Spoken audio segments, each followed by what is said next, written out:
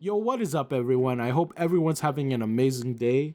My name is Robin from Team Plus One, giving you guys my gameplay on my treasure cup from Top Cut. In this matchup, I'm versing a well-known player you guys might have heard by the name of Impact or Joseph Graham. He's been topping multiple events with Whitebeards, which is now playing a different deck other than Whitebeard in this new meta. So let's get into this matchup. So I lost the dice roll here, and he decides to go second, which is the best option for Katatkuri. We both decided to keep our hands, so I'm guessing our hands were really good. But for me, for keeping my hand was because I had a good curve for going first. Turn 1 here, I play Pudding. Right now, I'm either looking for Big Mama or either a 2k counter or even a curve card for myself. Checking my hand, and I do decide to grab a Big Mama. Then I decide to pass my turn here. So it goes to his 2 Dawn turn. Let's see if he has a Pudding as well. And he doesn't, and he decides to pass.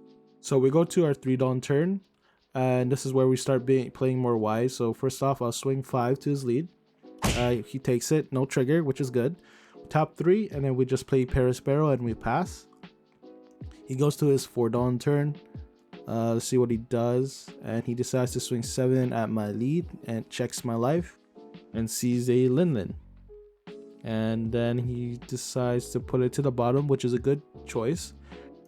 It will help him in the endgame, and I do decide to take the life, no trigger. He taps 3 and plays a Brûlée, so he did not see a Perispero on his turn, so he just played more defensive. We'll go on our 5 Dawn turn. Here we have multiple choices. We could either play more wide, or we could even play more aggressive this turn. So first off, we do start to swing 7 to just check the top of his life, and it's a Pudding. So I do decide to put it to the bottom of the deck just because it could have multiple plays if he does take it in hand. But he does hit a trigger, which is in a Sanji, which really does suck. So he gets rid of a card, plays Sanji. So here I am thinking of what type of play I should do. And I think best option is to start searching for more pieces in my deck, because I do have another Pudding in hand, and I decide to play it and look at the top 4 and see what I get. So it's either I get a 2k counter here or I get a card to play more wide. But looking at his board, I decided to just play more wide because his board is not too scary right now. So I get a vanilla Perispero, and then I will swing 5 with my Perispero, and he counters out with a 1k, and then I tap 3 and play a Brûlée, and I'll pass my turn here. So he'll be on his 6 Dawn turn, and he decides to go first, swing 7. Look at the top of my life, and he sees it's a Sanji trigger, and he decides to put it to the bottom, which in my opinion was a bad move. So now he has to play around that I have a blocker. So he decides to tap 5 and just play Randolph to get a board, and he passes his turn. So here we go to our 7 Dawn turn, I'm pretty sure. So here I have multiple plays to do, but I am trying to figure out what is the best play here. I know I have a Perispero, and the other card I do have is Linlin. So I was thinking if I should drop 7 cost Linlin on this turn. So first off, I just wanted to poke 5 with Perispero to his lead. And we do get a 2k counter off of that, which is good. So I decided to just poke again with another 5 and just play Linlin this turn, because it's already the best option now. Because we could either gain a life or he loses a life. And he decides to give us a life here, and we decide to pass our turn. He will be on his 8 Dawn turn, so I'm pretty sure gonna either play Katatkuri this turn or start swinging. And he swings first and swings at my Perispero, and deciding if I should counter out of this, and I think I do, just to keep a wide board and have the aggression on him on my turn. So I give him a 2k and a 1k, and then he does not have Katatkuri and decides to swing 7 to my lead. Look at my life, and it is a beige, which sucks. So right here we decide to just take take it. So then he decides to just tap 7 and play Lin Lin, and then I decide to also give him a life, so there's no point of me losing a life here. And he passes his turn, and I'll go to my 9 Dawn turn. So here I could either play Katatkuri on curve or play more big bodies to be more aggressive.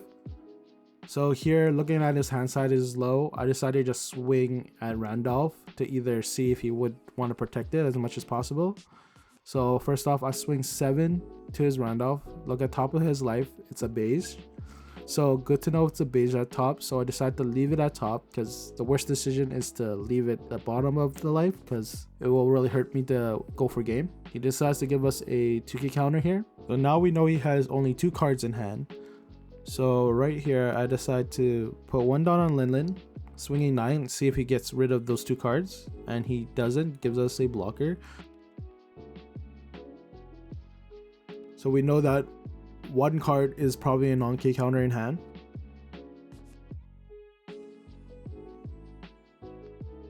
I probably do decide to swing another 7 to his Randolph.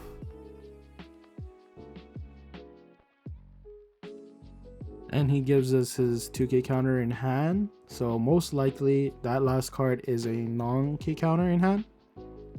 So right here, just tapping 5 and playing a Randolph and passing turn just to keep a big board presence. So right here, he's on his 10 Dawn turn.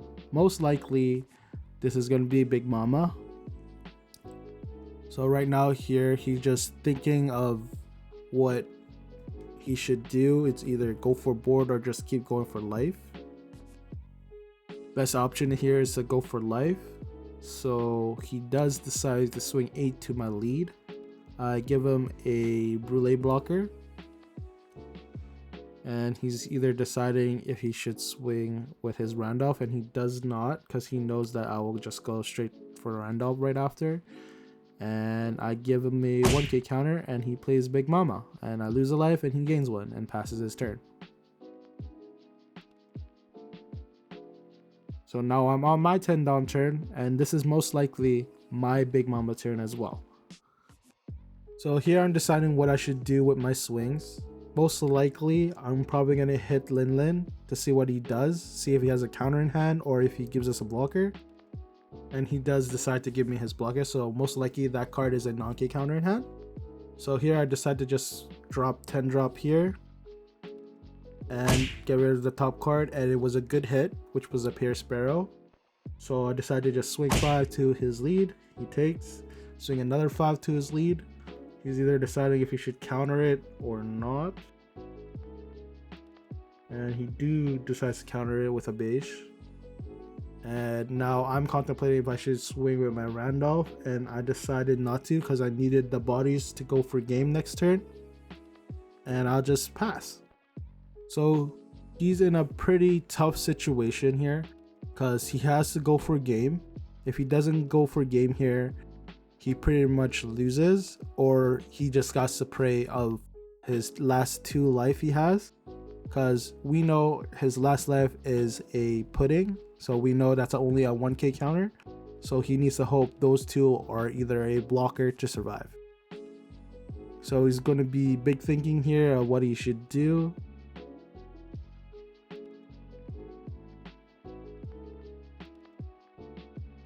Thinking what's the best play or what's the best option here, and he decides to just drop 7 cost Lin Lin, and I'm contemplating if I should give him a life or not.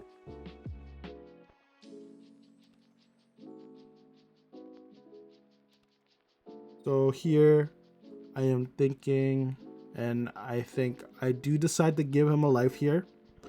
Reasoning is because I do have enough attacks to go for a game even if he hits a blocker. Also knowing that he has 4 attacks this turn, and I do have enough counter in hand to block one of those 8k hits. So first off, he swings 7. I'll just take this one, no trigger, and then he decides on what his next swing would be.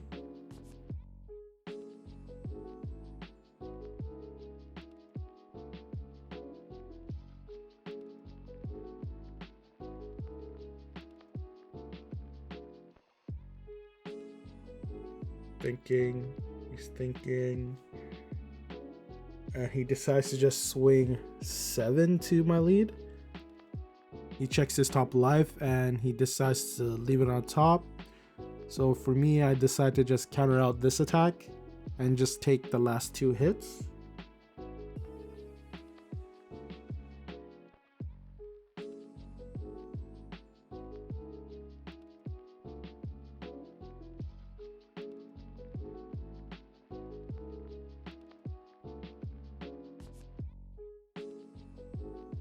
Thinking again. He probably messed up on his swings. And he decided to just swing a whopping 10 to my lead, and I just take this one. So then he just swings another 12, and I'll just take this life knowing what it is. It is a Sanji, discarding 1 card and playing Sanji, and now I have up to 1, 2, 3, 4, 5, 6 attackers this turn. So now it's just a math win here. So knowing he has 4 life and 1 card in hand, he's hoping if he could hit a blocker trigger or a beige.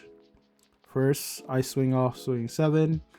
Look at the top life, it's a pudding. Leave it at top and he takes that life. So I decide to swing another 7 with Parasparrow. He takes that life. No trigger. So I decide to swing another 7 with Sanji. He decides and he takes this one as well. No trigger. Now we're knowing what that last life is of being a pudding. We decide to just swing a 9 to his lead and he takes that one. Then he concedes as I have 2 more attacks left, which is a 12k hit and probably a 11k hit as well. Hope you guys enjoy the video and I'll see you guys next time. Peace!